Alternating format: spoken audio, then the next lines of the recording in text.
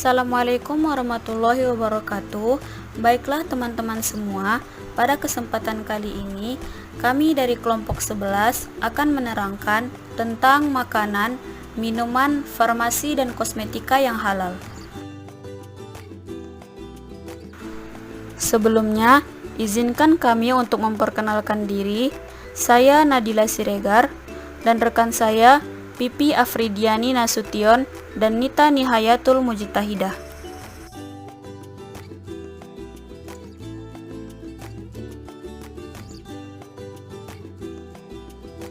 Baiklah, yang akan kami bahas pada kesempatan kali ini tentang makanan, minuman, farmasi, dan kosmetika halal ialah: yang pertama, pengertian halal dan haram. Yang kedua, ada jenis makanan, minuman, farmasi, dan kosmetika yang halal. Yang ketiga, dampak dari mengkonsumsi pangan yang haram. Yang keempat, jaminan produk halal. Yang kelima, manfaat sertifikat halal pada produk bagi konsumen muslim. Yang keenam, ada kesimpulan. Sebelum kita mengetahui makanan, minuman, farmasi, dan kosmetika yang halal, ada baiknya kita untuk mengetahui apa itu halal dan haram. Kata halal merupakan kalimat yang diserap dari bahasa Arab ke dalam bahasa Indonesia. Halal adalah segala objek atau kegiatan yang diizinkan untuk digunakan atau dilaksanakan. Dalam agama Islam, istilah halal sehari-hari lebih sering digunakan untuk menunjukkan makanan dan minuman yang diizinkan untuk dikonsumsi menurut Islam, menurut jenis makanan dan cara memperolehnya. Sesuatu yang kita konsumsi seharusnya tidak hanya halal, tetapi harus thayyib atau baik. Maksudnya, apakah makanan itu atau minuman itu layak dikonsumsi atau tidak, atau bermanfaatkah bagi kesehatan. Kemudian ada pengertian haram. Kata haram berasal dari bahasa Arab yang berarti larangan atau dilarang oleh agama. Allah Subhanahu wa Ta'ala mengharamkan segala sesuatu yang membahayakan atau memudaratkan terhadap kesucian dan kebaikan hati, akal, ruh, dan jasad. Dalil-dalil yang menerangkan tentang halal dan haram. Yang pertama ada pada Quran surah Al-Maidah ayat 88. A'udzu billahi minasyaitonir rajim. Bismillahirrahmanirrahim. Wa kulu mimma razaqakumullahu halalan thayyiban wattaqullaha alladzi antum bihi mu'minun. Yang artinya, dan makanlah makanan yang halal lagi baik dari apa yang telah Allah berikan rezekinya kepadamu. Bertakwalah pada Allah yang kamu beriman kepadanya. Yang kedua ada pada surah An-Nahl ayat 10. A'udzu billahi minasyaitonir rajim. Huwallazi anzala minas samaa'i ma' lakum minhu syarabun wa minhu syajarun fihi tusimun. Yang artinya, Dia telah menurunkan air hujan dari langit untuk kamu, sebagian menjadi minuman dan sebagiannya lagi menyuburkan tumbuh-tumbuhan yang asal tempat tumbuhnya kamu menggembalakan ternakmu. Yang ketiga ada pada Quran surah Al-Maidah ayat 90. A'udzu billahi minasyaitonir rajim. Ya ayyuhalladzina amanu innamal khamru wal maisiru wal ansab wal azlamu rijsum min amali syaitan fajtanibuhu la'allakum tuflihun. Yang artinya, wahai orang beriman, sesungguhnya arak atau khimar, berjudi, berkurban untuk berhala, undian dengan anak panah adalah dosa dan termasuk perbuatan syaitan. Maka jauhilah agar kamu mendapatkan keuntungan. Selanjutnya ada jenis-jenis makanan, minuman, farmasi, dan kosmetika yang halal. Yang pertama ialah jenis-jenis makanan halal menurut wujudnya. Pertama, makanan yang disebut halal oleh Allah Subhanahu wa taala dan Rasulullah Shallallahu alaihi wasallam dalam Al-Qur'an dan hadis. Yang kedua, makanan yang tidak kotor dan tidak menjijikkan. Yang ketiga, makanan yang tidak mendatangkan mudarat atau bahaya bagi tubuh, tidak merusak moral dan akidah.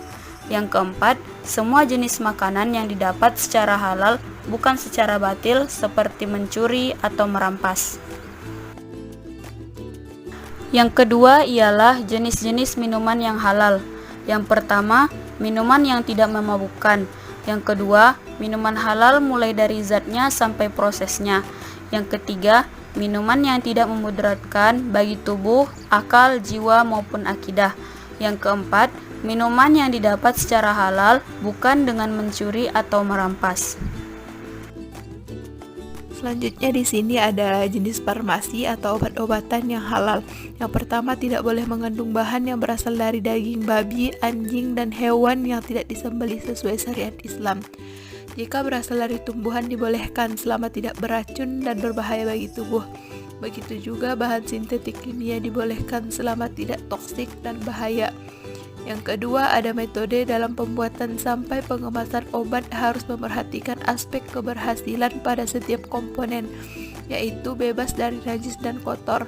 Yang ketiga, penggunaan obat tidak menyebabkan efek yang sangat berbahaya di kemudian hari. Selanjutnya di sini ada jenis-jenis kosmetika yang halal. Yang pertama, tidak mengandung unsur-unsur dari babi, anjing, hewan buas, tubuh manusia, darah, dan bangkai. Jika menggunakan hewan, maka penyembelihannya harus sesuai dengan syariat Islam. Yang ketiga, tidak membahayakan bagi tubuh, akal, jiwa, dan akidah. Yang keempat, biasanya bahan-bahan dalam komposisi kosmetik telah diakui BPOM atau LPPOM MUI. Yang kelima, terdapat logo halal pada kemasan atau di tempat yang mudah dilihat oleh konsumen. Selanjutnya di sini ada dampak dari konsumsi bahan pangan yang haram. Yang pertama, doa-doanya tidak dikabulkan. Yang kedua, merusak iman, hati, dan akalnya. Yang ketiga, amalan tidak diterima. Yang keempat, rusaknya keturunan, menzolimi diri sendiri. Selanjutnya ada jaminan produk halal. Jaminan produk halal atau JPH adalah kepastian hukum terhadap kehalalan suatu produk yang dibuktikan dengan sertifikat halal. JPH bertujuan untuk memberikan kenyamanan, keamanan, keselamatan, dan kepastian ketersediaan produk halal bagi masyarakat yang mengonsumsi, serta meningkatkan nilai tambah bagi pelaku usaha untuk memproduksi dan menjual produk halal. Selanjutnya, proses pemberian sertifikat halal berdasarkan pasal 29 Undang-Undang 33 tahun 2014 tentang jaminan produk halal, bahwa permohonan sertifikat halal diajukan oleh pelaku usaha secara tertulis kepada BPJPH. Permohonan sertifikat harus dilengkapi dengan dokumen. Yang pertama, data pelaku usaha. Yang kedua, nama dan jenis produk. Yang ketiga, daftar produk dan bahan yang digunakan. Dan yang keempat, ada proses pengolahan produk. Selanjutnya, saya akan menjelaskan tata cara penyelenggaraan jaminan produk halal atau JPH.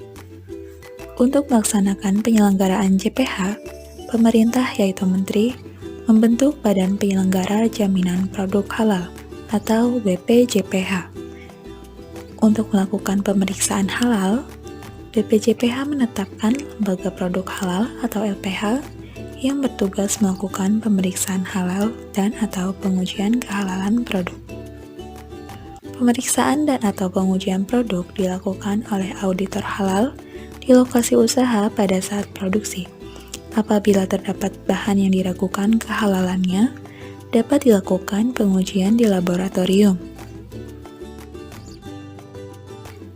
Setelah LPH selesai melaksanakan tugasnya melakukan pemeriksaan halal, selanjutnya LPH menyerahkan hasil pemeriksaan tersebut kepada BPJPH yang kemudian diserahkan kepada MUI untuk memperoleh penetapan kehalalan produk.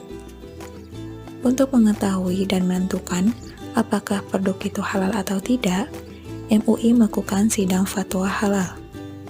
Sidang fatwa halal memutuskan kehalalan produk paling lama 30 hari semenjak MUI menerima hasil pemeriksaan atau pengajuan dari BPJPH. Kemudian keputusan penetapan halal yang telah ditandatangani oleh MUI selanjutnya diserahkan kepada BPJPH untuk menerbitkan sertifikat halal. Apabila sidang fatwa halal menyatakan produk itu halal, maka BPJPH menerbitkan sertifikat halal dalam waktu paling lambat 7 hari sejak keputusan halal dari MUI. Selanjutnya, BPJPH harus mempublikasikan penerbitan sertifikat halal tersebut.